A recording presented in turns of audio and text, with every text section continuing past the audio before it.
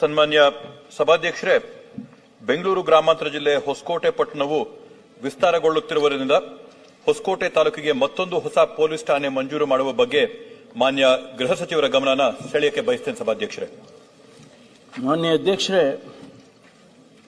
ಮಾನ್ಯ ಶರತ್ ಕುಮಾರ್ ಅವರು ಹೊಸಕೋಟೆ ಪೊಲೀಸ್ ಠಾಣೆಯನ್ನ ಅವರು ವಿಭಜನೆ ಮಾಡಬೇಕು ಅಂತ ಹೇಳಿ ಕೇಳಿದ್ದಾರೆ. ಹೊಸಕೋಟೆ ಪೊಲೀಸ್ ಠಾಣೆ ಸುಮಾರು 16 ಕಿಲೋಮೀಟರ್ ವ್ಯಾಪ್ತಿಯಲ್ಲಿದೆ. ಅದರಲ್ಲಿ ಈಗಾಗಲೇ ಜನಸಂಖ್ಯೆ ತಗೊಂಡ್ರೆ 2,2,5 ಲಕ್ಷಕ್ಕೆ ಆಗ್ಬಿಟ್ಟಿದೆ. ಆಮೇಲೆ 5-6 ನ್ಯಾಷನಲ್ ಹೈವೇಸು ಅಲ್ಲಿ ಹಾದು ಹೋಗುತ್ತೆ.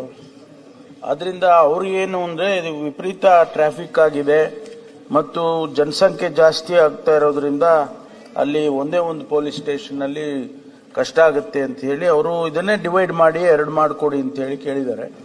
ಅದನ್ನ ಈಗಾಗಲೇ ನಾವು ಅದನ್ನ ಪರಿಶೀಲನೆಯಲ್ಲಿ ಇಟ್ಕೊಂಡಿದ್ದೇವೆ. ಮುಂದೆ ಬಜೆಟ್ನಲ್ಲಿ ಏನು ಮಾನ್ಯ ಮುಖ್ಯಮಂತ್ರಿಗಳು ಎಷ್ಟು ಪೊಲೀಸ್ ಸ್ಟೇಷನ್ ನಾವು ಹೆಚ್ಚು ಕೇಳಿದ್ದೇವೆ, 50-60 ಪೊಲೀಸ್ ಸ್ಟೇಷನ್ ಹೊಸದಾಗಿ ಕೊಡಿ ಅಂತೇಳಿ. ಅದರ ಜೊತೆಗೆ ಇದನ್ನ ಡಿವೈಡ್ ಮಾಡೋದ್ರಲ್ಲಿ ನಮ್ದೇನು ತೊಂದರೆ ಆಗೋದಿಲ್ಲ. ಅದ್ರ ಮುಖ್ಯವಾಗಿ ಟ್ರಾಫಿಕ್ ಪೊಲೀಸ್ ಸ್ಟೇಷನ್ ಮಾಡೋದಕ್ಕೆ ಅಲ್ಲಿ ಸಾಧ್ಯತೆ ಇದೆ, ಅಗತ್ಯನೂ ಇದೆ. ಅದನ್ನ ಪರಿಶೀಲನೆ ಮಾಡಿ ನಾವು ಮುಂದಿನ ಬಜೆಟ್ ಆದ್ಮೇಲೆ ಅದನ್ನು ಕ್ರಮ ತಗೊಳ್ತೀವಿ.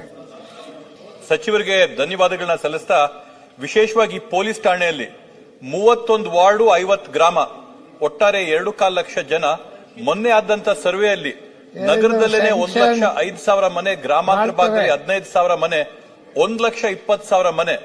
ಮಾದೇವಪುರ ಕ್ಷೇತ್ರ ಗಡಿಯಿಂದ ಮಾಲೂರು ಕ್ಷೇತ್ರ ಗಡಿಯವರೆಗೂ ಒಂದೇ ಪೊಲೀಸ್ ಠಾಣೆ ಇವತ್ತು ಕಾರ್ಯನಿರ್ವಹಣೆ ಮಾಡ್ತದೆ. ಅದರಿಂದ ನಗರ ಗ್ರಾಮಾಂತರ ಮಾಡಿಕೊಟ್ರೆ ತುಂಬಾ ಅನುಕೂಲ ಆಗುತ್ತೆ. ಅದರಿಂದ ಸಚಿವರಿಗೆ ಈ ಸಂದರ್ಭದಲ್ಲಿ ಧನ್ಯವಾದಗಳು ಬಯಸ್ತೇನೆ.